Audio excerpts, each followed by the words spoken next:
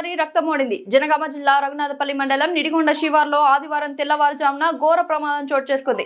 ఆగి ఉన్న లారీ ఆర్టీసీని ఢీకొట్టిన ఘటనలో 2 ప్రయాణికులు అక్కడికక్కడే మృతి చెందగా మరో 5గురు తీవ్రంగా గాయపడ్డారు. స్థానికుల వివరాల ప్రకారం తెలంగాణ రాష్ట్ర రోడ్డు రవాణా సంస్థకు చెందిన రాజధాని ఎక్స్ప్రెస్ బస్ హన్మకొండ నుంచి హైదరాబాద్ కు వస్తుండగా ఈ దుర్ఘటన జరిగింది.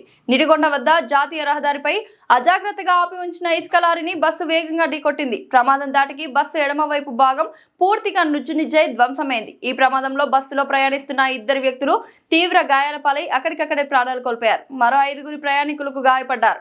సమాచారం అందుకున్న రఘునాథపల్లి పోలీసులు, అగ్నిమాపక సిబ్బంది హుటాహుటిన ఘటనా స్థలానికి చేరుకొని సహాయక చర్యలు చేపట్టారు.